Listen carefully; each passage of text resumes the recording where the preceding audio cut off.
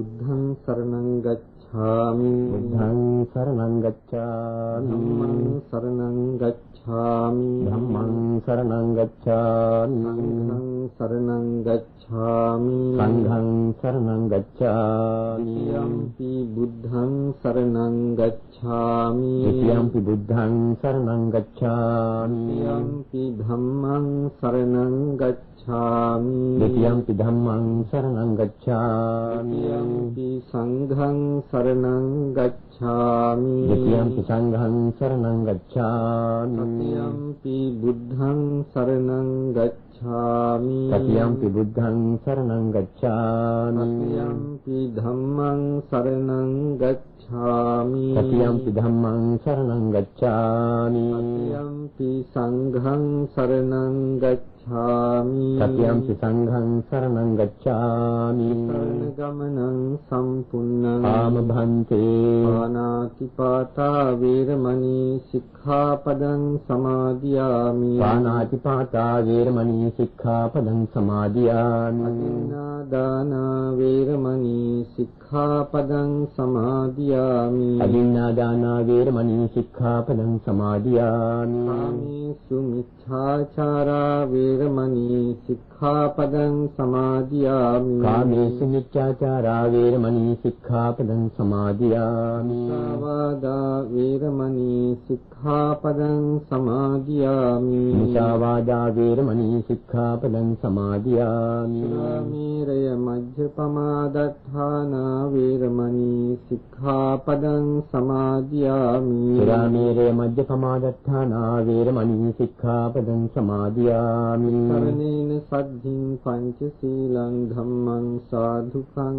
සුරක්ෂිතං කତ୍වා අප්පමාදේන සම්පාදේත ආමභන්තේ සාදු සමන්ත චක්ඛවාලේසු අත්‍රා ගච්ඡන්තු දේවතා සද්ධම්මං මුනි රාජස්ස සුනන්තු සග්ග මොක්ඛදං ධම්ම ශ්‍රවණ කාලෝ අයං භදන්තා ධම්ම ශ්‍රවණ කාලෝ අයං භදන්තා ධම්ම ශ්‍රවණ කාලෝ අයං භදන්තා නමෝ තස්ස භගවතු අරහතු සම්මා සම්බුද්දස්ස නමෝ තස්ස භගවතු අරහතු සම්මා සම්බුද්දස්ස නමෝ තස්ස භගවතු අරහතු සම්මා සම්බුද්දස්ස කිච්ඡෝ මනුස්ස පටිලාභෝ කිච්ඡං මච්ඡාන ජීවිතං කිච්ඡං සද්ධම්ම ශ්‍රවණං කිච්ඡෝ බුද්ධානං උපාදෝති. පින්වත්නි, අපට නිරතුරුව අසන්නට ලැබෙන දෙයක් තමයි සමහර පින්වතුන් කියනවා ලෝකේ හැම ආගමක්ම උගන්වන්නේ හොඳයි නරකයි දෙකනේ කියලා. පින්වත්නි, හැම ආගමක්ම කෙසේ වුවත් බුදුරජාණන් වහන්සේගේ බුදුදහම නම් ඒ ඔය කවුරුත් කියන හොඳ නරක දෙකට වඩා එහාට යනවා. හැම ආගමක්ම හොඳ නරක දෙකනේ උගන්වන්නේ කියලා කිව්වත් හරියට විමසා බැලුවොත් හොඳින් පැහැදිලි වෙනවා ඒ ආගම්වල උගන්වන හොඳ නරක දෙකේ වෙනස්කම් තියෙනවා කියලා. කෙසේ වෙතත් අපි බෞද්ධයන් වශයෙන් හොඳට සිත්හි ධාරණය කරගත යුතු දෙයක් තමයි තථාගත සම්මා සම්බුදුරජාණන් වහන්සේ කෙනෙක් ලෝකයට පහළවන්නේ ඔය කියන ආකාරයට හොඳ නරක දෙක කියලා දෙන්නටම නෙමෙයි. බුදුරජාණන් වහන්සේ ලෝකයට පහළ වෙන්නේ ඇයි කියලා බුදු වදනකින්ම මේ විදිහට ප්‍රකාශ වෙනවා. උපාදෝ වා භික්ඛවේ තථාගතානං අනුපාදෝ වා තථාගතානං තිතාව සාධාතු ධම්මච්චිතතා ධම්ම නියාමතා සබ්බේ සංඛාරා අනිච්චා සබ්බේ සංඛාරා දුක්ඛා සබ්බේ ධම්මා අනාත්තා. මේ අදහස පින්වත්නි තථාගත සම්මා සම්බුදුවරු ලෝකයට පහළ වුණේ නැතත් ලෝකයේ තියෙනවා ලෝක ධර්මතාවයක් කියන දෙයක්. ධර්ම නියාමයක් තියෙනවා. සම්මා සම්බුදුරජාණන් වහන්සේලා දේශනා කරන්නේ ඒ සබ්බේ සංඛාරා අනිච්චා සියලු සංස්කාර ධර්මයන් අනිත්‍යයි සියලු සංස්කාර ධර්මයන් දුකයි සියලු ධර්මයෝ අනිත්‍යයි කියලා අනාත්මයි කියලා ප්‍රකාශ කිරීම. ඒ ලොවට වටහා දෙනවා. තං තථාගතෝ අභිසම්බුද්ධති අභිසම්බුද්ධිත්වා අභිසමේති. ඒ තථාගතයන් වහන්සේ අවබෝධ කරනවා. අවබෝධ කරලා වටහාගෙන ලෝකයාට ප්‍රකට කරනවා. ලෝකයාව ඒ ත්‍රිලක්ෂණයෙහි පිහිටවනවා. ඉතින් බුදුරජාණන් වහන්සේගේ බුදු මුවින්ම දේශිතයි බුදු කෙනෙක් ලෝකයට පහළ වෙන්නේ මෙන්න මේ අනිත්‍ය දුක්ඛ අනාත්ම කියන ලෝකයේ ත්‍රිලක්ෂණය ලෝකයට වටහා දෙන්නට බව. අපි බෞද්ධයන්ගේ කියා ප්‍රතිඥා දෙනවා නම් අපි හැම දිනාගේම අරමුණ වෙන්නට ඕනේ මේ ත්‍රිලක්ෂණය වටහා ගැනීම. නිකම් හොඳ නරක දෙක තේරුම් අරගෙන ජීවත් වීම නෙමෙයි. ඊට වඩා එහාට යන්නට තියෙනවා. බුදුරජාණන් වහන්සේ විසින් දේශිත මා මාතෘකා කළ මේ ගාථා පාඨයේ අපට ඒ හොඳ නරක දෙකට එහාට යන්නට ටිකක් සිතා බැලිය යුතු කාරණා කීපයක් විග්‍රහ වෙනවා. කිච්ඡෝ මනුස්ස ප්‍රතිලාභෝ මනුෂ්‍ය ප්‍රතිලාභය මනුෂ්‍යාත්ම භාවයක් ලබනවා කියන එක කිච්ඡෝ දුර්ලභයි. කිච්ඡං මච්ඡාන ජීවිතං සත්වයාගේ ජීවිතයත් කිච්ඡං එතන කිච්ඡං කියලා කිව්වේ දුක් සහිතයි. කිච්ඡං සද්ධම්ම සවණං මේ මිනිසත් බවක් ලබාගෙන සිටින මිනිසාට ජීවිතයේ තියෙන යථා ස්වභාවය මේ අනිත්‍ය දුක්ඛ අනාත්මයි කියන මෙන්න මේ කාරණා ත්‍රිලක්ෂණය වටහා දෙන සුළු සද්ධර්මයක් තියෙනවා නම් සම්මා සම්බුදුවරයෙකුගේ ඒ සද්ධර්මයේ ශ්‍රවණය කරනවා කියන කාරණයක් දුර්ලභ කාරණයක්. කිච්ඡෝ බුද්ධානං උප්පාදෝ ඒ ලෝකයේ ත්‍රිලක්ෂණය ප්‍රකාශ කරන්නා වූ සම්මා සම්බුදුවරයෙකුගේ උපතක් තියෙනවා නම් අන්න ඒ බුදු උපතක් දුර්ලභ කාරණයක්. එතකොට අපට දුර්ලභ කාරණා තුනක් ගැන උගන්වනවා. ඒ වගේම සත්‍යයේ ජීවිතයේ යථා ස්වභාවය පෙන්වා දෙනවා. එන්න අපි මේ කාරණා හතර පිළිබඳව ටිකක් විමසා බලමු. පළමුවෙන්ම කිච්ඡෝ මනුස්ස ප්‍රතිලාභෝ මනුෂ්‍ය ප්‍රතිලාභය දුර්ලභයි කියන කාරණය. මෙන්න කියන කොටත් සමහර දෙනා නිතර නගන ප්‍රශ්නයක් තමයි මිනිහෙක් වෙලා නැත්නම් මනුෂ්‍යාත්ම භාවයක් ලබාගෙන උත්පත්තියක් ලබනවා කියන එක ඔච්චර දුර්ලභ නම් මේ ජනගහනයේ වැඩිවීම මේ ආකාරයෙන් සිද්ධ වෙන්නේ කෙසේද යන කාරණය.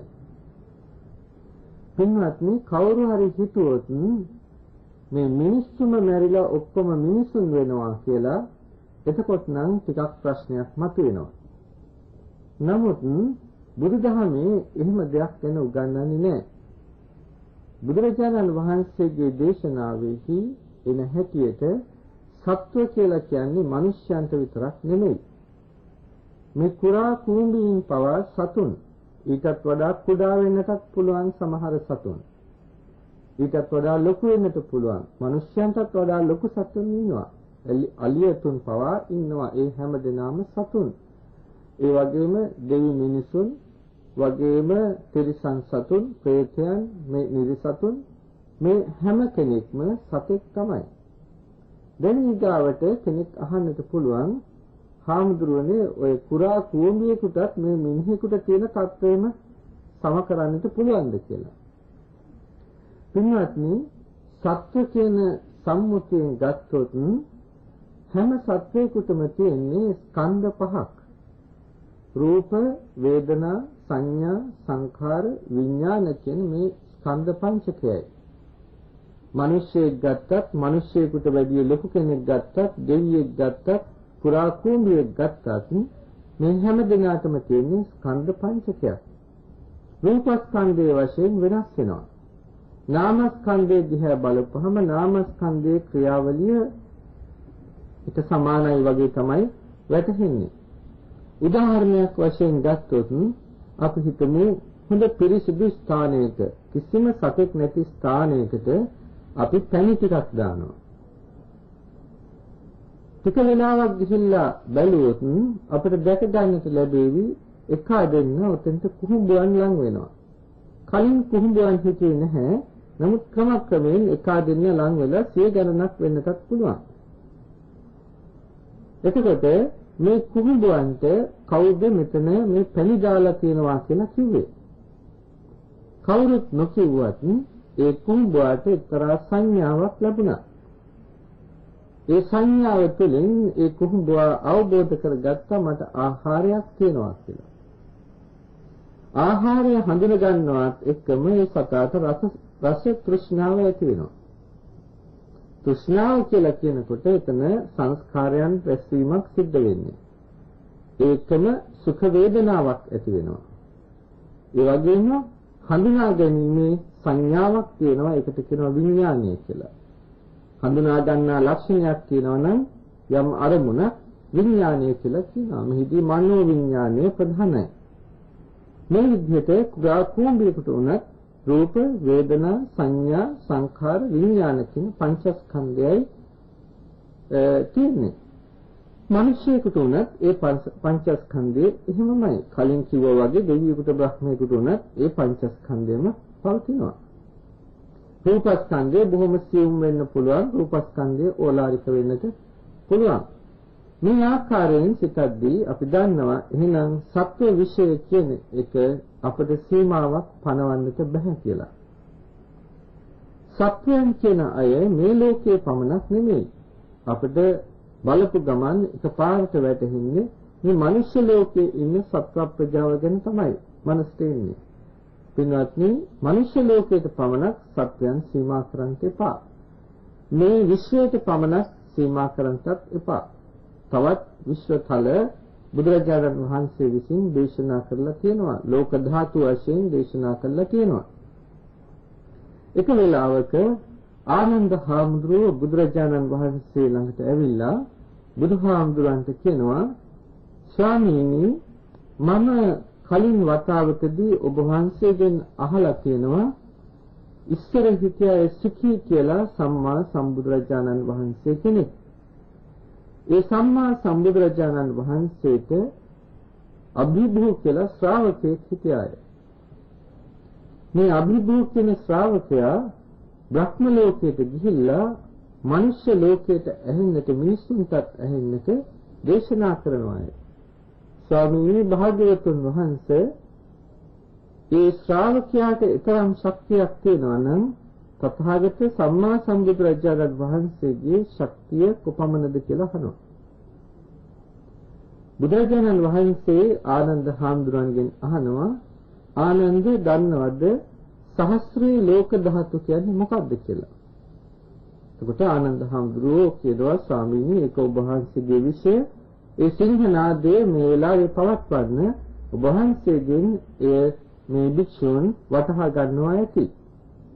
බුදුරජාණන් වහන්සේ දේශනා කරනවා, ආනන්ද, මේ ඉරහඳ දෙදෙනා සිය ආලෝක කිරණයන් පතුරවාගෙන යන මේ ලෝක ධාතුවේහි තවත් පෘථිවි දහසක් තියෙනවා. මේ ආදී වශයෙන් අනිත් ග්‍රහ ලෝකවල පිළිබඳවත් විග්‍රහ කරනවා. මෙහිම දහස බැගින් ගත්තහම මේකට කියනවා ඒ සහස්‍රේ ලෝක ධාතු කියලා. ඊටවට ඒකත් දහසකින් වැඩි වෙනවා. ඒක කියනවා ද්විසහස්‍රී ලෝක ධාතු කියලා. ඒකත් දහසකින් වැඩි වෙනවා. ඒකට කියනවා ත්‍රිසහස්‍රී මහා සහස්‍රී ලෝක ධාතු කියලා. එහිදී බුදුරජාණන් වහන්සේ දේශනා කරනවා ආනන්ද තථාගතයන් වහන්සේට අවශ්‍ය නම් අදිෂ්ඨාන කළා මේ ත්‍රිසහස්‍රී මහා සහස්‍රී ලෝක ධාතුවේ සිටින සත්‍යයන්ට ඇහෙන්නටත් ධර්ම දේශනා කරන්නට පුළුවන් කියලා. අවශ්‍ය නම් ඊටත් එහාට දේශනා කරන්නට පුළුවන් කියනවා. එතකොට පින්වත්නි දැන් පැහැදිලි ඒ තරම් දුරටත් සත්‍යයන්ගේ වාසය පවතින බව බුදුමුවින්ම ප්‍රකාශිතයි මෙහිදී. ඒකට සත්‍ය විශ්ය මෙහෙම අපිට සීමාවක් කරන්නට බෑ ප්‍රත්‍යඥ මනසකින් හිතලා. ඒක බුද්ධ විශ්යක්. ඉතින් අපි හිතනවා නම් මනුෂ්‍යත්වයේ දිහා බලලා කොහොමද මේ මිනිස්සුන් වැඩි වෙන්නේ කියලා ඕක ඒ තරම් අරුමයක් නෙමෙයි. මොකද තිරිසන් ලෝකයෙන් මනුෂ්‍යත්වයට එන්නටත් පුළුවන්. අපායකින් නිර්සතුන් වශයෙන් වත් එහින් චුත වෙලා මිනිසත් බවට එන්නටත් පුළුවන්. ඊගාවට දෙවියන් අතරින් බ්‍රහ්මයන් අතරින් මිනිස්සත් මනුෂ්‍යත්වයට එන්නටත් පුළුවන්. සමහර විට වෙනත් සක්වල වලින් වත් මනුෂ්‍යාත්ම භාවයකට එන්න බැරි කමක් නැහැ. මෙහෙන් ඒ තැන් වලට යන්න බැරි කමකුත් නැහැ. ඉතින් ඒ නිසා මනුෂ්‍ය ලෝකයේහි මිනිසුන්ගේ ප්‍රමාණය අඩු වැඩි වීමක් වෙනවා කියන එකේ පුදුමයක් වෙන්නට දෙයක් නෑ. සමහර කාලවලට මිනිසුන්ගේ ප්‍රමාණය අඩු වෙන්නට පුළුවන්, සමහර කාලවලට මිනිසුන්ගේ ප්‍රමාණය වැඩි වෙන්නට පුළුවන්. නමුත් එහෙම වුණත් අර සත්‍ය විශ්ය දිහා කල්පනා කරලා බලනකොට තමයි තේරෙන්නේ කොයිතරම් දුර්ලභ කාරණයක්ද මනුෂ්‍යාත්ම භාවයක් ලබනවා කියන එක කියලා. ඉන්නත් මේ තවත් පැත්තකින් හිතන්න තියෙනවා. බලන්න මනුෂ්‍ය ලෝකයේ පිළිබඳවම ටිකක් හිතලා කොච්චර මිනිස්සුන් අන්ධද, කරුණ බිහිරන් කොච්චර සිටිනවද, හරියට හොඳ නරක වටහා ගන්නට බැරි මන්ද බුද්ධිකයන් කොච්චර සිටිනවද, ලෝකයේ මොකක්වත් කරගන්න බැරි අසරණ පුද්ගලයෝ කොච්චර සිටිනවද බලන්න. සාමාන්‍යයෙන් හිතලා අද අපේ මව්බිම ගැන හිතුවත් කවමත් අපි ඒ තරම්ම අභාග්‍ය සම්පන්න නැහැ. අපි තවමත් වාසනාවන්තයි. මේ බණ අහගෙන ඉන්න මේ පින්නතුන් Taman ගැනම හිතන්නට හොඳට ඇස් දෙක පේනවා, හොඳට කන් දෙක ඇහෙනවා, හොඳට හිතන්නට බුද්ධියක් තියෙනවා. බලන්න මේ වගේ පරමාර්ථ මනුෂ්‍ය ජීවිතයක් වේලක් කාල ජීවත් වෙන්න පුළුවන්. සමහරක් දෙනාට එහෙම අවස්ථාවන් තියෙන්නට පුළුවන්. සමහර දෙනා හොඳට කාලා බීලා ඉන්නවා වෙන්නට පුළුවන්. කවුරු වුණත් තමන්ගේ ඉන්ද්‍රියන් ටික හොඳට තියෙනවා නම්, ප්‍රසන්න ඉන්ද්‍රියන් සහිතව තමා ජීවත් වෙනවා නම්, සම්පූර්ණ අංග ප්‍රත්‍යංගයන් සහිතව ජීවත් වෙනවා නම්, හොඳට හිතන්න පුළුවන් බුද්ධියක් තියෙනවා නම් දැනගන්න මෙන්න මේ ලැබපු මිනිසත් බව තමයි පරමාර්ථ මිනිස් ජීවිතය කියලා. මේක තමයි පින්වත්නි දුර්ලභ. ඒ මනුෂ්‍යාත්ම භාවය ඔබ අප සෑම දෙනාම ලබාගෙන සිටිනවා. පිච්ඡං මච්ඡාන ජීවිතං. එහෙම වුණත් ඒ ජීවිතයත් සැපදායක එකක් නෙමෙයි. ඒකත් දුක් සහිතයි, දුක් වලින් පිරීලා. ඉතින් ඒ ජීවිතයේ තියෙන දුක්ඛිත භාවය බුදුරජාණන් වහන්සේ ප්‍රධාන වශයෙන් කොටස් 11කට දක්වලා තියෙනවා. ජාතිපි දුක්ඛා, ජරාපි දුක්ඛා, ව්‍යාධිපි දුක්ඛෝ, මරණම්පි දුක්ඛං, පියෙහි විපයෝගෝ දුක්ඛෝ යනාදී වශයෙන් 11 ආකාරයකින් පෙන්වලා අවසානයේදී කියනවා සංකිට්ඨේන පංච උපාදානස්කන්ධා දුක්ඛා. කොටින්ම කියනවා නම් මේ උපාදානස්කන්ධ පංචකයම තමයි දුක කියලා කියන්නේ. එහි ජාතිපි දුක්ඛා කියලා පළමුවෙන් දක්වනවා. මේ ඉපදි මෙරි යන ගමනම තමයි දුක. ඒක නිසා තමයි අනිත් හැම දුකක්ම. මෙහෙම කියනකොට සමහර දෙනෙකුට හිතෙන්නට පුළුවන්, සමහර දෙනා කතා කරනවා එයි මේ දුක ගැනම කතා කරන්න කියලා. පින්වත්නි, බුදුරජාණන් වහන්සේ එහෙම දුක කියන එකම ගැනම කතා කරේ නැහැ. බුදුරජාණන් වහන්සේ ආස්වාදයක් ගැන දේශනා කළා. අත්ථිභික්ඛවේ රූපස්ස අස්සාදෝ. මහණෙනි, මේ රූපේ ආස්වාදයක් තියෙනවා. නොචේතම් භික්ඛවේ රූපස්ස සාදු අභවිස්ස යම් ආකාරයකින් මේ රූපේ ආස්වාදයක් කියලා එකක් නැත්තම් නයිදන් සත්තා රූපේ සාරජ්‍යයෙන් මේ සත්වයේ රූපයට ඇලෙන්නේ නැහැ. දැන් බලන්න සාමාන්‍යයෙන් සත්වයේ ගත්තොත් හැම සතෙක්ම වගේ රූප, ශබ්ද, ගන්ධ, රස, ස්පර්ශ කියන මේවට ඇලිලා තියෙන්නේ. මේ නිසාම තමයි සත්වයා කියලා කියන්නේ. මේ රූප, ශබ්ද, ගන්ධ, රස, ස්පර්ශ කියන මේ අරමුණු කෙරෙහි නිරතුරුවම ඇලී සිටින බැවින් තමයි සත්වෝ කියලා විග්‍රහ කළේ. ඉතින් මෙහිම මේ අරමුණු වලට ඇලිලා තියෙන සත්වයා නිරතුරුවම එහි ආස්වාදයේ භුක්ති විඳින්නට උත්සාහ ගන්නවා. ඒ ආස්වාදයක් තියෙන නිසා. නමුත් ඒ ආස්වාදයේ විතරක් නෙමෙයි බුදුහාමුදුරුවෝ දේශනා කරනවා මේක ආදීනවයකුත් තියෙනවා. ආදීනවයක් නැත්නම් සත්වයෝ මේ රූපයේහි කලකිරෙන්නේ නැහැ කියලා ප්‍රකාශ කරනවා. ඉතින් මෙහිම දුක විතරක් නෙමෙයි ආස්වාදය ගැන දේශනා කළා. හැබැයි ආස්වාදයේ ආදීනවය ගැන දේශනා කළා. ආස්වාදයට වැඩිය ආදීනව කියන එක මහා ධර්මයි. ආදීනව කියන කේහි ඒ දුක්ඛිත භාවයේ දරුණු බව හිතන්නටවත් බෑ. මේ සසර හැම දුකක්ම දිදී ඉදිරියට ගෙන යන්නේ වෙන කිසිම දෙයක් නෙමෙයි මෙන්න මේ රූප, ශබ්ද, ගන්ධ ආදීන් කෙරෙහි ආස්වාදනය කිරීමයි. ඒ නිසා බුදුරජාණන් වහන්සේ තවත් අවස්ථාවකදී දේශනා කරනවා මහණෙනි එහින් රූපයක් දැකලා ඒ රූපය මමයේ මගේ කියලා ආස්වාදනය කරනවට වැඩිය හොඳයි රතු වෙන්නට රත් වෙච්ච යකඩයක් අරගෙන යකඩ කැබල්ලක් අරගෙන ඒකෙන් තමන්ගේ ඇහැ පිරිමැද ගන්නට. ඒක ඊට වඩා හොඳයි කියලා. එහෙම කරගන්න කියන එක නෙමෙයි අදහස් කරන්නේ ආදීනවය පිළිබඳවයි. ඒ නිසා පින්වත්නි මේ ඉන්ද්‍රයන් පිනවීමම මේ ලෝකයේ තියෙන දුක් සමුදාය රැස් කරන්නට ප්‍රධාන හේතුව බවයි බුදුරජාණන් වහන්සේ දේශනා කළේ. දුක ගැන වටහා ගන්නට තව ගොඩාක් සූත්‍රවල නොඑක් අන්දමින් දේශනා කළා තියෙනවා. සමහර විට දෙතිස් වදයක් ගැන දේශනා කරනවා.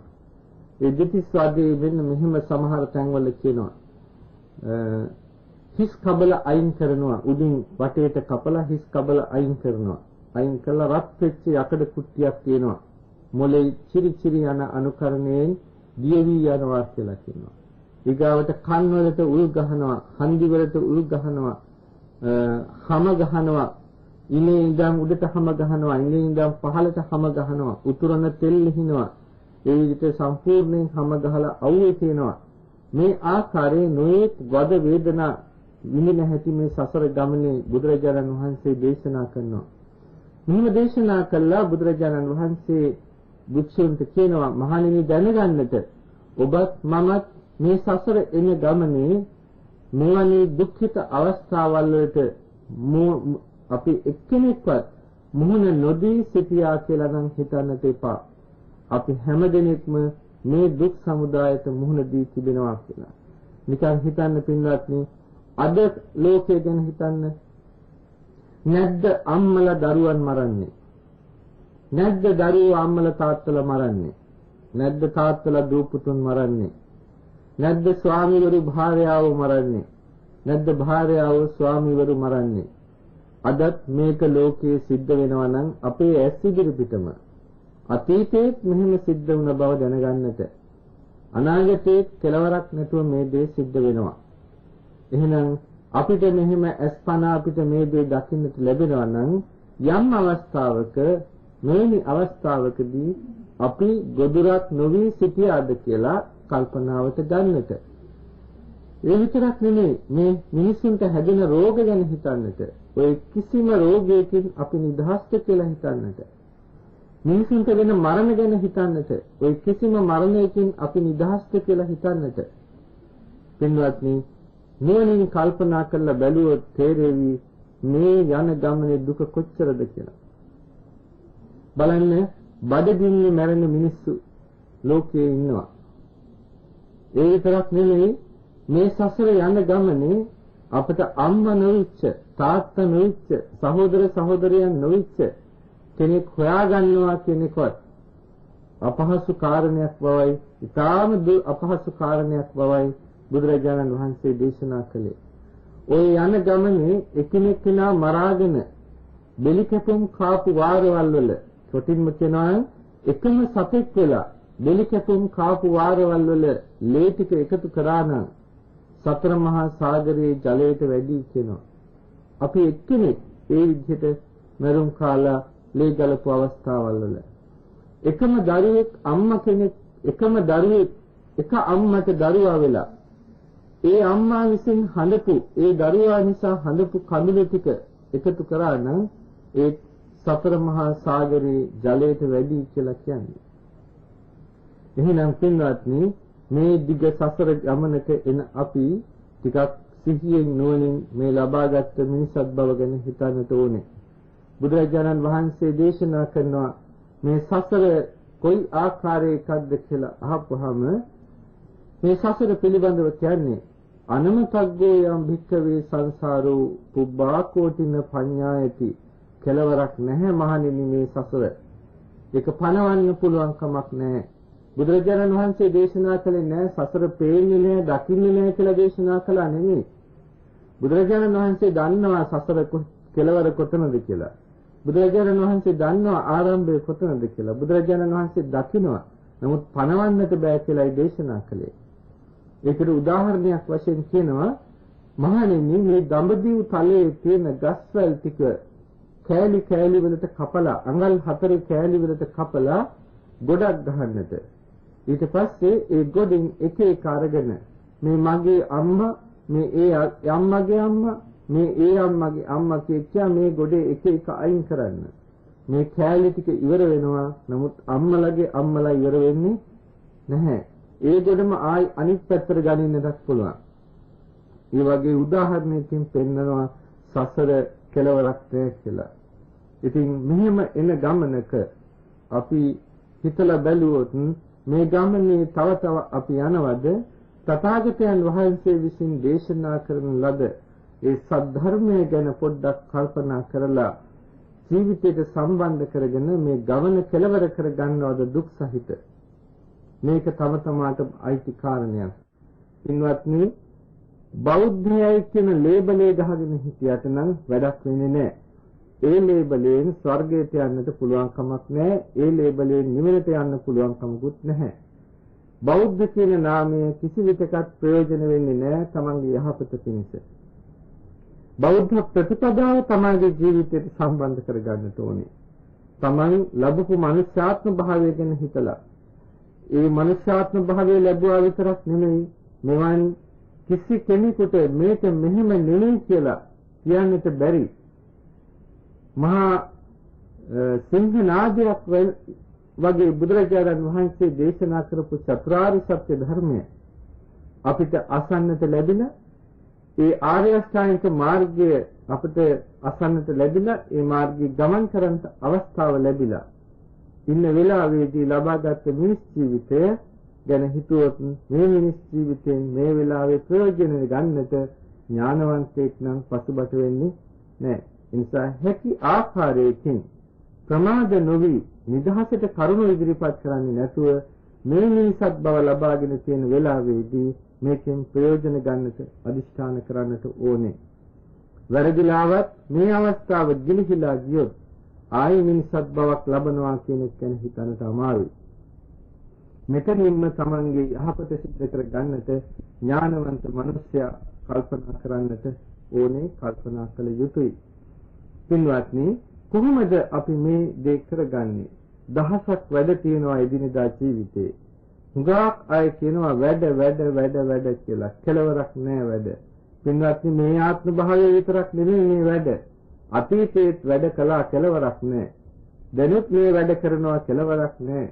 අනාගතයේදීත් ওই වැඩවල කෙලවරක් නෑ. හැමදාම මොනවද කරන්නේ? තෘෂ්ණාව රැස් කරනවා. තෘෂ්ණාව රැස් කර දුක් විඳ යනවා. ඒ තෘප්තියක් නෑ.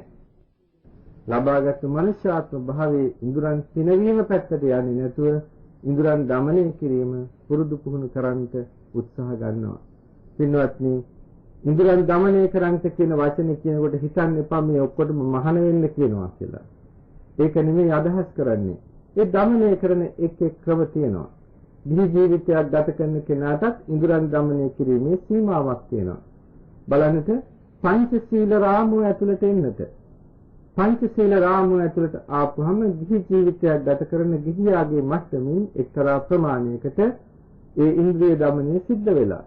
ඒ වගේ බුදුරජාණන් වහන්සේ කියනවා ගිහියාටත් ඒ පංචශීල රකින්න ගිහියාට වරින් වර පොහොය පිළිවෙත් සමාදන් වෙන්න. එතකොට ඉන්ද්‍රිය দমনය තව ටිකක් එහාට යනවා. නිවන් දකින්නට බලාපොරොත්තු වෙනවා නම් දුකින් මිදෙන්න බලාපොරොත්තු වෙනවා නම් ටික ටික ඉස්සරහට එන්නට ඕනේ. අඩු ගානේ මාසේ එක පොයකටවත් පිළිවෙත් සමාදන් වෙනවා. අපිට ඉතින් හතර පොයක් කියලා දෙයක් නැහැනේ. බුදුරජාණන් වහන්සේ නම් දේශනා කළේ සතර පොයට පිළිවෙත් සමාදන් වෙනවා කියලා. නමුත් අපිට සතර පොහොයක් නෑ. අපිට තියෙන්නේ එක පොහොයයි. අදිතරමින් මේ පොහොයටවත් පස්වස්තික පොහොය දවසටවත් පිළිවෙත් වාසය කරමින් තමන්ගේ ඉන්ද්‍රිය দমনය ඇති කර ගන්නට මහන්සි ගන්නවා නම් ඒකත් එක්තරා විදිහකට මේ ලැබුවා වූ මිනිසත් භවයේ ප්‍රයෝජන ගන්නවා වෙනවා. ඒ විතරක් නෙමෙයි තව තවත් තියෙනවා කරුණු. බොහෝ කරුණු තියෙනවා මේ ආකාරයෙන් මේ පින්නතුල විග්‍රහ කළ දෙන්නට. නමුත් ලැබී තියෙන කාල සීමාව ඉතාම සුළුයි.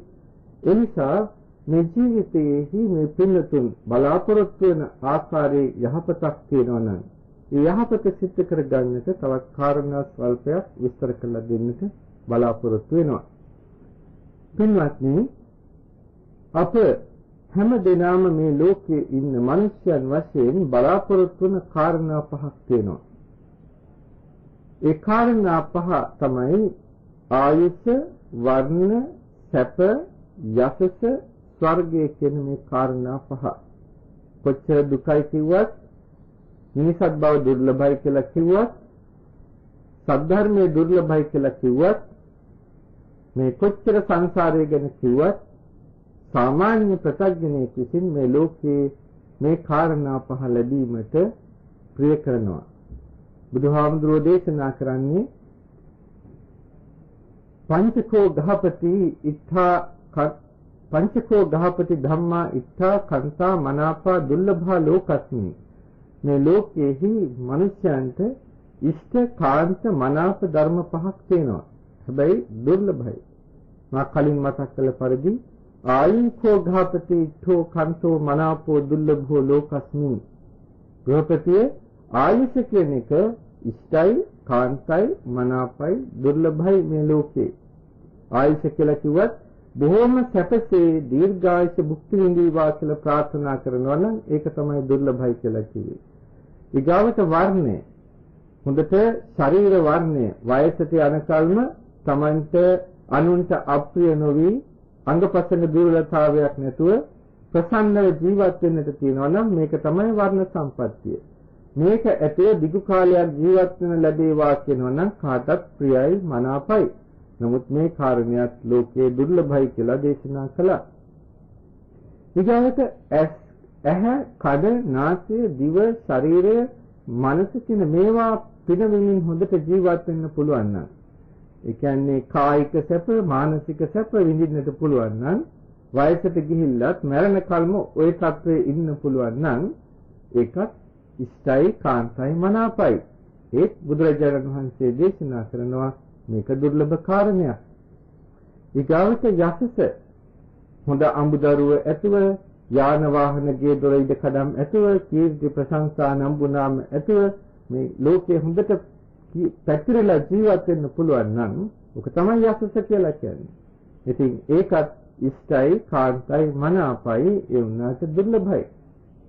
මැරිලා හොඳ තැනකට යන්න ලැබේවා කියලා ප්‍රාර්ථනා කරනවා නම් ඒකත් ඉෂ්ටයි, කාන්තයි, මනාපයි.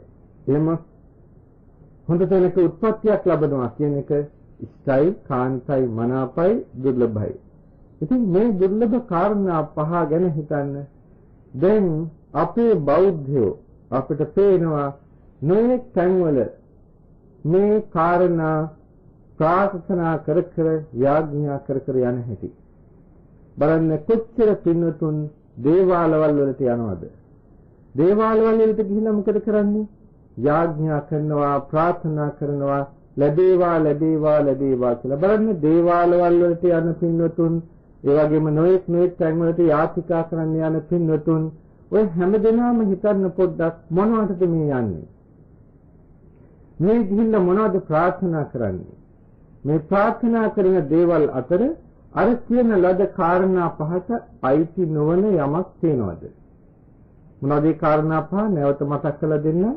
ආයුෂ, වර්ණ, සැප, යසස, ස්වර්ගය. මැරිලා හොඳ තැනකට යන්න ලැබේවා කියන කාරණේ. ඔය ප්‍රාර්ථනා කරන දේවල් අතර මේ පහට අයිති නොවන මොකක්වත් තියෙනවද? නැහැ පින්වත්නි. හැම දෙයක්ම මේ පහට අයිති වෙනවා. එහෙනම් බලන්න බුදුහාමුදුරෝ දේශනා කළේ මොකද්ද කියලා.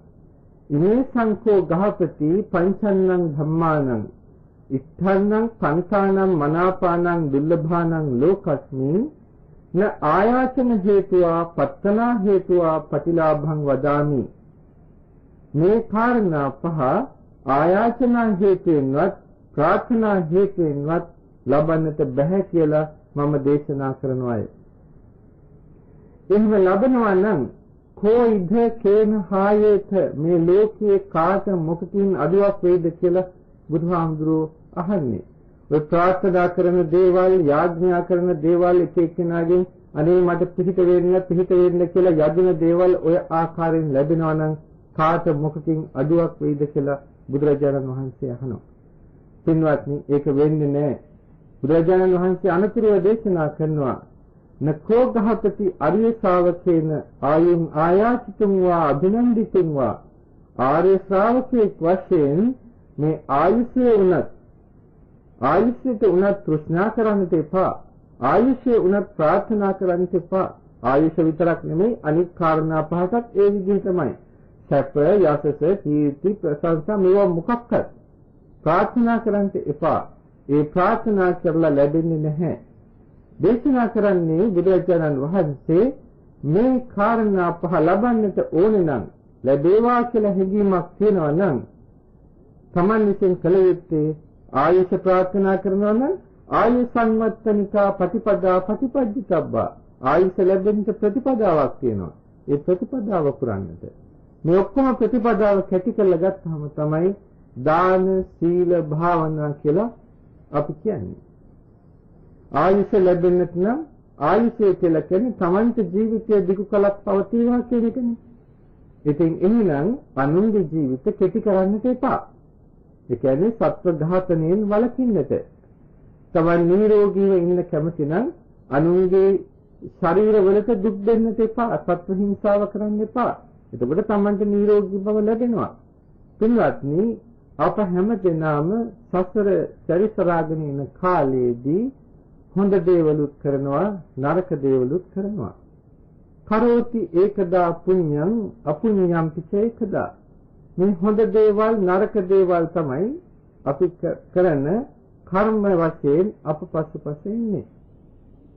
අර සුභ මානවක ඇවිල්ලා එක අවස්ථාවක බුදුරජාණන් වහන්සේට කියනවා, ස්වාමීනි මට මේ සමාජයේ විෂමතාවයක් පේනවා. බලන්න, සමහර දෙනා බොහොම පොසත්, සමහර දෙනා බොහොම දුප්පත්, සමහර දෙනා බොහොම රෝගී, සමහර දෙනා නිරෝගී, සමහර දෙනා ලස්සනයි, සමහර දෙනා අවලස්සනයි, සමහර දෙනා අල්පේශාක්‍යයි, සමහර දෙනා මහේශාක්‍යයි. අනේ ස්වාමීනි, මොකද්ද මේකට කාරණය? මොකද්ද මේකට හේතුව? බලන්න, බුදුරජාණන් වහන්සේ පැහැදිලිවම දේශනා කරනවා, කම්මස්සකා මානව සත්තා කම්ම යෝනි කම්ම බන්ධු කම්ම ප්‍රතිසරණා කම්මං සත්‍යේ විභජිත යදිදං හීනප්පනීතකාය. මානවකය, තරුණය, මේ සත්වයෝ කර්මයේ සොකී කොට සිටින්නේ. කර්මයේ මුල් හේතුවකටගෙන ඉන්නේ. කර්මයේ මගේ කරගෙන ඉන්නේ. කර්මයේ නෑදෑය කරගෙන ඉන්නේ. සත්‍යයන්ට පිහිට කර්මයයි. මේ කර්මයේ විසින් තමයි සත්වයා හොඳ නරක වශයෙන් නැත්නම් හීන ප්‍රේත වශයෙන් බෙදලා දක්වන්නේ. බලන්න, අපි හොඳ කර්මයක් නිසා මනුෂ්‍යාත්ම භාවයක් ලැබුවා. ඒකම ඒ මනුෂ්‍යාත්ම භාවයේහි දුර්වල කර්ම තියෙනට පුළුවන්. ඒ නිසා සමහරකට රෝගී, සමහරකට දුප්පත්, සමහරකට දුර්වර්ණයි, සමහරකට මහේශාක්‍යයි, සමහරකට අල්පේශාක්‍යයි. මහේසාක්‍ය ආදී හොඳ පැත්තට යනකොට තමන්ට හොඳ කර්ම. ඒ වගේම අනිත් දුර්වල පැත්තට එනකොට නරක කර්ම. එකම ජීවිත කාලයේ හොඳ නරක දෙපැත්ත විපාක දෙනවා. නමුත් ඒකාන්තයෙන්ම මේවා විපාක දිය යුතුයි කියලා කියන්නේ නැහැ. විපාක දිය යුතු කර්මයක් තියෙනවා නම් ඒක විපාක නොදී පිරිනිවන් පාන්නෙත් නැහැ කියලා දේශනා කළා. නමුත් බොහෝ කර්ම අපිට පුළුවන් හොඳ කර්ම වලින් යටපත් කරන්නට. එනිසායි බුදුරජාණන් වහන්සේ දේශනා කළේ යේ සංකම්මං කතං පාපං කුසලේන පිතියති කියලා. යමෙකුගේ කරන ලද පාප කර්මියෝ වෙත්නම් ඒ කුසලයෙන් වහලා දාන්නට කිව්වා. ඒ වගේම යමෙකුගේ කුසල ශක්තියෙන් තියෙනවා නම් අකුසල් කරනකොට කුසල ශක්තියනුත් වැහිලා යනවා. පින්වත්නි බලන්න අපි යහපත ප්‍රාර්ථනා කරමින් අපි එදිනෙදා ජීවිතේ මොකද්ද කරන්නේ කියලා. අනන්තවත් පන්සලක් ගාවට ගිහිල්ලා බෝධියක් ගාවට ගියත් පන්සලේ බොහෝ දෙනා කරන්නේ යාඥා කරනවා. අනේ මට මේක ලැබේවා කියලා ප්‍රාර්ථනා කරනවා. ඊගාවට දේවාලයට ගියත් පූජාවට කියලා ප්‍රාර්ථනා කරනවා. මොකද්ද පින්වත්නි මේ කරන්නේ? ප්‍රාර්ථනා කරන්නේ නම් ලෞකික දෙයක් හැමතිස්සෙම. ලෝකෝත්තර දේවල් එහෙම ප්‍රාර්ථනා කරන්නේත් නැහැ. ප්‍රාර්ථනා කළ යුත්තේත් නැහැ විදිහට. ඒකට වෙනම පාරක් තියෙනවා. ඒක කළ යුතු ආකාරයකුත් තියෙනවා. නමුත් අපි ওই දේවාල වලට හරි නැත්නම් භජන් කියන ඒවාට හරි එහෙම නැත්නම් බෝධීන් වහන්සේලා ගාවට ගිහිල්ලා හරි ප්‍රාර්ථනා කරනකොට මොකද්ද ප්‍රාර්ථනා කරන්නේ? ප්‍රාර්ථනා කරන්නේම ලෞකික දෙයක්. ලෞකික දේ ප්‍රාර්ථනා කරනවා කියලා කියන්නේ ලෝභයද අලෝභයද? දැන් ඔන්න මේ පින්නතුන් උත්තර දෙන්න. ලෝභය කියලා තමයි උත්තරේ එන්නට වෙන්නේ. ලෝභය කියලා කියන්නේ වෙන දෙයක් නෙමෙයි සංහාව, තෘෂ්ණාව. එතකොට ප්‍රාර්ථනා කර තෘෂ්ණාව නම් වර්ධනය කරන්නේ පින්වත්නි කවදා යහපතක් වේවිද? පින් කරන්නට ගිහිල්ලා පෞත් කරනවා. ඒ වගේම ලැබේවා කියලා හිතමින් පතමින් කරන්නේ මොකද්ද? නොලැබෙන්නටම කාරණා රැස් කරගන්නවා. තියෙන කුසලයක් නැති කරගන්නවා. තමන්ගේ යම් කිසි පිනක් තියෙනවා නම් ඒ පිනටත් පහර ගහ ගන්නවා මේ යාඥා කරන්නට ගිහිල්ලා. දැන් බලන්න බුදුහාමුදුරුවෝයි දේශනා කළේ එපා යාඥා කරන්නට ඒක වෙන්නේ නැහැ කියලා බුද්ධ වචනය. ඉතින් පින්වත්නි දැන් මෙහෙම කියනකොට සමහරක් වෙලාවට අහයි හාමුදුරුවනේ ඉතින් පන්සලේම නේද දේවාලේ තියෙන්නේ කියලා. ඉතින් පින්වත්නි මොකක්ද ඔකට කරන්නේ? දැන් ඉතින් අපි දන්න ඕකට වාද කර ඉඳලා හරියන්නේ නැහැ. ඕක නවත්තන්න පුළුවන් කමකුත් නැහැ. ඒ වුණාට ඥානවන්තව කටයුතු කළොත් ওই ප්‍රශ්නේ නිකම්ම විසඳෙයි. මොකද එතකොට පන්සලට බාධා වෙන්නේ නැහැ. බෞද්ධයාගේ ශ්‍රද්ධාව දිනු වෙලා බෞද්ධයා හොඳ බෞද්ධයෙක් වෙනවා නම් පන්සලට කිසි ප්‍රශ්නයක් වෙන්නේ නැහැ. එතකොට දේවාලේ නිකම්ම ගහලා ආවේ. දෙවියෝ හැබැයි ළඟට ගෙන්න ගන්න පුළුවන් ඒ දේවාලෙට යන්නේ නැතුව. තමන්ගේ ගෙදරට තමන් ඉන්න තැනට දෙවියෝ ගෙන්න ගන්නට පුළුවන්. කොහොමද ඒක කරන්නේ? පින්වත්නි ඒක කියන්නේ ඉස්සෙල්ලා මෙන්න මෙතනින් මම පටන් ගන්නට ඕනේදී. අපි හුඟක් වෙලාවට සංඝික දානවලට එහෙම යනවා. යනකොට අපට පේනවා මේ සංඝික දානය හුඟක් වෙලාවට තියෙන ආනිසංස වලින් භාගයක්වත් නොලැබෙන සත්‍යයට තමයි යන්නේ. දානි දෙනකොට සමහරක් වෙලාවට දහස් ගණන් වියදම් කළා මහා දානයක් ලෑස්ති කරගෙන ඉන්නවා. නමුත් දානි දෙන්න ලෑස්ති වෙලා මේකට ගහ ගන්නවා ලොකු පහරක්. කොහොමද මේ පහර ගහගන්නේ? බුද්ධ පූජාව කියන්නේ ගිහිලා. අච්චර හොඳට ලෑස්ති කරපු දානයක් තියෙද්දි බුද්ධ පූජාව තියෙනකොට කියන්නේ කොහොම චුට්ටයි. සමහරක් තැන්වලදී අපි දකිනවා මේ ලොකු කෙහෙ ගෙඩියක් නම් ඒකෙන් භාගයයි බුදුහාමුදුරන්ට කියන්නේ. එහෙම නැත්නම් ගස් ලැබු කැලෙන් බොහොම හීනි පෙත්තක්. කිරි චුට්ටයි, පත් චුට්ටයි බුදුරජාණන් වහන්සේට කියලා කියන්නේ. ඉතින් සමහරකට අපි අහනවා ඇයි මේ කියලා. එතකොට කියනවා ස්වාමීනි ඉතින් මේ පස්සේ වීසි කළ දානවනේ. අනේ පින්වත්නි බලන්න බුදුහාමුදුරුවෝ ගාවට කියන්නේ වීසි කරන දෙයක්. බුදුහාමුදුරන්ට කියන්නේ. වීසි කරන්න නෙමෙයි බුදුහාමුදුරන්ට කියන්නේ. බුද්ධ පූජාව තියන්න තෝනේ ඒ බුදුහාමුදුරන්ගේ අනන්ත ගුණ සලකමින් බුදුහාමුදුරන්ගේ ප්‍රමාණය මෙතෙකයි කියලා සීමා කරන්න බෑ. ඔහොම ලෝභ සිතක් ඇති කරගන්න එපා. බුද්ධ පූජාවේදී බුද්ධ පූජාව තියෙන එක කරන්න පුළුවන් ඉහළම මට්ටමින් කළ යුතු දෙයක්. අපිට හැමදාම අප්‍රමාණ කුසල් රැස් කරගන්නට පුළුවන්.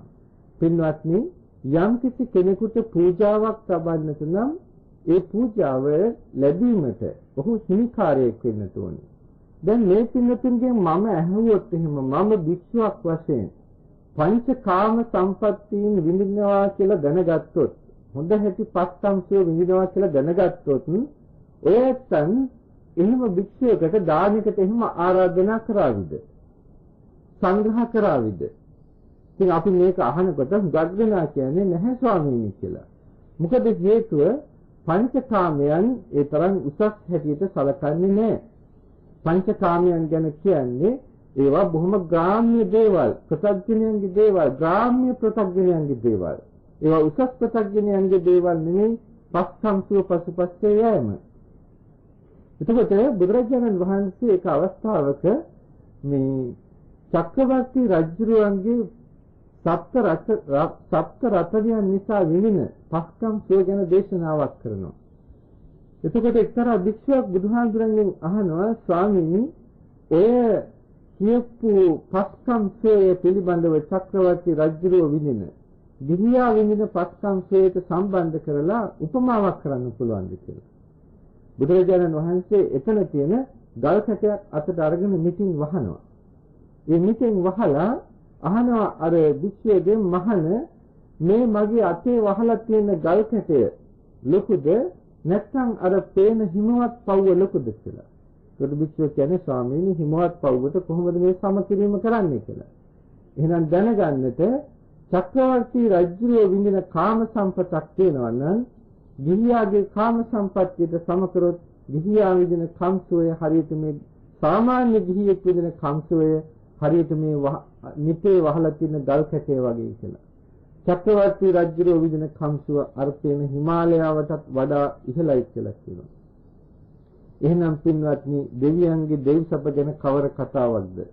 එහෙනම් දැන් ඔය ගිහිල්ලා තියෙන පූජාවටි තබතබා කරන කටයුත්ත දෙවියන් විදින පස්කම්සුවේ නිසා තියෙන එකක්ද? නැහැ පින්වත්නි අපි ඒක කරන්නට ඕනේ ඒ යමිකුගේ උදාර වූ ආධ්‍යාත්මික ගුණ වර්ගාවක් තියෙනවා නම් ඒ ගුණ වර්ගාව ඒ ගුණයට උපහාර වශයෙන් තමයි අපි පූජා පවත්වන්නේ. ඉතින් ඒ ගුණය ගැන තමයි කියන්නේ සීල සමාධි ප්‍රඥා. යම්කිසි ආකාරයකින් පුදන ලද්දක් වෙයි නම් ඒ පුදන ලද්ද මහත්ඵල මහනිසංස වෙනවා නම් ඒ ප්‍රතිග්‍රාහකයාගේ පැත්තෙන් ඒ ප්‍රතිග්‍රාහකයා සීල සමාධි ප්‍රඥා විමුක්ති ඥාන දර්ශන කියන පංචාංගයන්ගෙන් යුක්ත විය යුතුයි. බුදුරජාණන් වහන්සේ තමයි මේ පංචාංගයන්ගේ ඉහළතම යෙතනත්තා. ඒ නිසා බුදුරජාණන් වහන්සේ උදෙසා තියෙන පූජාව ශ්‍රේෂ්ඨයි කියලා දේශනා කළා. පින්වත්නි, ඒ බුද්ධ පූජාව හැමදාම තියන්නට ගෙදරක පටන් ගන්නට මේ බණ අහන මේ පින්නතුන් අද ඉඳන් පටන් ගන්නට ගෙදරක බුද්ධ පූජාව තියන්න, ඒ තියෙන පූජාව තියන්න පුළුවන් ඉහළම මට්ටමින් තියන්නට. සමහරක් වෙලාවට උදේ වැරට යන්න ලෑස්ති වෙලා ඒ ඉහළම මට්ටම තේකෝපයක් වෙන්නත් පුළුවන්. පාම්පෙත්තක් වෙන්නත් පුළුවන්. ඒ ඉහළම මට්ටම වතුර වීදුවක් වෙන්නත් පුළුවන්. කමක් නැහැ තියෙන එක ඉහළම මට්ටමින් තියන්නට. සමහරක් වෙලාවට ගෙදර ඉන්න වෙලාවකට පුළුවන් නම් බුදුහාමුදුරන්ගේ අනන්තයේ බුදුගුණය සිහිපත් කරගෙන දානයක් කියන්න බුදුරජාණන් වහන්සේට හොඳට හරි ගස්සලා ඒක සමහරක් වෙලාවට Tamanට පුළුවන් ආකාරයක සමහරකට සම්බෝලයි බතකුයි වෙන්නත් පුළුවන්. ඒත් කමක් නැහැ. ඒක නම් Tamanට තියෙන ඉහළම මට්ටම. ඒ නිසා කවදාවත් බුද්ධ පූජාව දුර්වල කරන්න එපා. ඊටාම ශ්‍රද්ධාවෙන් ඒක කරන්න බුදු ගුණය සිහි කරගෙන. ඇයි මේක කරන්න කියන්නේ? මේ ටිකත් මේ පින්තුන්ට වටහලා දෙන්න ඕනේ. අපි නමෝ තස්ස භගවතෝ අරහතෝ සම්මා සම්බුද්දස්ස කියලා කියනවා. නමෝ තස්ස භගවතෝ කියලා කියන්නේ භග්ග රාගෝ භග්ග දෝෂෝ භග්ග මෝහෝ. බුදුරජාණන් වහන්සේ රාගය දුරු කළා, ද්වේෂය දුරු කළා, මෝහය දුරු කළා. ඒ රාග ද්වේෂ මෝහ දුරු කරපු නිසා භගවා කියලා කියනවා. ඒ වගේම අරහං කියලා කියනවා. ඒ රාග ද්වේෂ මෝහ දුරු කළා නික්ලේශී බවට පත්වීම නිසා දෙවි මිනිසුන්ගේ ආමිෂ ප්‍රතිපත්ති පූජාවන්ට නිසි වුණා. ඒ නිසා බුදුරජාණන් වහන්සේ අරහං ගුණයට තමයි අපි මේ උපහාරය කරන්නේ. ඒක සුළු දෙයක් නෙමෙයි. ඒ අරහං ගුණයට කරන උපහාරය කරන්න පුළුවන් ඉහළම මට්ටමින් කරනකොට තමන්ගේ හදවතෙත් එන්නේ බෞද්ධ ශ්‍රාවකයෙක් වශයෙන් තමන් දන්නවා තමන් යා යුතු මඟ ලෝභ දේශ මෝහ දුරු කිරීමේ මාර්ගයයි කියලා. ඒ බවම තමයි තමන්ගේ මනසට එන්නේ. මා බුදු පුජා කරනකොටම බුද්ධ පූජාව කරනකොටම තමන්ගේ හදවතේ තියෙන ලෝභ දේශ මෝහ යටපත් වෙලා අලෝභ අදේශ අමෝහ කියන කුසල ශක්තියෙන් ඉස්මතු වෙනවා. හැමදාම අප්‍රමාණ වූ කුසල ස්කන්ධයක් මේ ආකාරයෙන් රැස් කරනවා. මෙන්න මෙහිම රැස් කරන කුසල ස්කන්ධය මේ පින්නතුන් අනුමෝදන් කරන්න දෙවියන්ට ස්ථානාරක්ෂක දෙවියෝ ඉන්නවා. ඒ වගේම ඉෂ්ට දේවතාවෝ ඉන්නවා. ඒ වගේම ශාසනාරක්ෂක දෙවිවරු ඉන්නවා. මේ දේවතාවන්ට අනුමෝදන් කරන්නට. මේ දේවතාවන්ට අනුමෝදන් කරනකොට දෙවියෝ සතුටු වෙනවා. දැන් තියෙන විදිහට නම් පින්වත්නි කුසලයක් නැහැ. යාඥා කර කර ආකාසත්තාජ භුම්මත්තා කියලා කිව්වට අනේ දෙවියන්ව රවට්ටනවා විතරයි වෙන්නේ. දෙවියන්ට ගන්න කුසලයක් නැහැ ඕකේ. සංහාව විතරයි උතන තියෙන්නේ. ඒ නිසා දැන් ඉන්න දෙවියොත් ඔක්කොම ලංකා භූමියෙන් අනිත් පැත්තට හැරිලා. බලන්න අද වෙලා තියෙන දේ අපේ රට මොකද්ද කියලා. ඒ නිසා ඉක්මනින් හොඳට කුසල් ටිකක් රැස් කළා ආකාසත්තාජ භුම්මත්තා කියලා දෙවියන්ට පින් අනුමෝදන් කරන්නට. මෙන්න මේ දේ සිද්ධ වෙනවා. මේ ටික කියලා දෙන්නට ඕනේ. සුළු මොහොතයි තව තියෙන්නේ. ඒ පින් අනුමෝදන් කරනකොට බුදුදහමේ සූත්‍රවල සඳහන් වෙනවා පොහොය දවසට දෙවිවරු දෙව්ලොව රැස් වෙනවා කියලා සුධර්මා දිව්‍ය සභාවේ දිව්‍ය ලෝකයේ පිරිහීමත් දිව්‍ය ලෝකයේ දිනුවත් කියන කාරණය සාකච්ඡා කරන්නට. එතකොට මේ යන භූමාතු ආකාශත්ථාජාදී දේවතාවෝ එහි සඳහන් කරනවා මෙන්න අප ඉන්න තැන්වල මේ ඇත්තු දන් දෙනවා සිල් රකින්නවා භාවනා කරනවා යන්නේ මේ ඇත්තන්ගේ කුසල ශක්තියෙන් ගැන කියනකොට දෙවියන් සතුටු වෙනවා. සතරවරම් දේවතාවෝ පවා ලෝකයේ සිතාරා යනවාය ඒ ඇත්තන්ගේ පින් අනුමෝදන් වෙන්නට. එතකොට ඒ ඇත්තන්ට ආශිර්වාද කරනවා. එතකොට මෙන්න මේ විදිහට තමයි දෙවියන්ගේ ආශිර්වාදය ලබන්නේ. කුසලයක් කරපුවාම ඒ කුසලයේ ඉන්න කරපු තැන දෙවියන්ට පින් දෙන්න. යා තත්ථ දේවතා ආතුම් සාසං දක්ෂින මාදිසේ. ඒ දේවතාවෝ ඇත්නම් ඒ දෙවියන්ට මේ පුණ්‍ය දක්ෂිනාව දෙන්නට. එතකොට දෙවියෝ පින් ඒ ඇත්තන්ට ආශිර්වාද කරනවාය. දේවතානුකම්පිතෝ පෝසෝ සදා භද්‍රානි පස්සති. එසේ දෙවියන්ගේ අනුකම්පාව ලබන තැනැත්තාට හැමදාම යහපත සැලසෙනවාය. එනිසා පින්වත්නි යහපත දකින්නට කැමති නම් හැමදාම වෙන දෙයක් නෙමෙයි වෙන කුසලයක් නෙමෙයි හැමදාම මේ බුද්ධ පූජාව තියන්න කියලා දෙවියන්ට පින් දෙන්නට. කවුරු හරි කියයි අනේ ඕක වැරදුනොත් හොඳ නෑ කියලා පින්වත්නි බය වෙන්න එපා. බුදුහාමුදුරුවෝ කාත් එක්කවත් තරහ වෙන කෙනෙක් නෙමෙයි. දවස් දෙකක් වැරදුනත් අමතක වුණත් ඕකේ ප්‍රශ්නයක් ඇති වෙන්නේ නැහැ.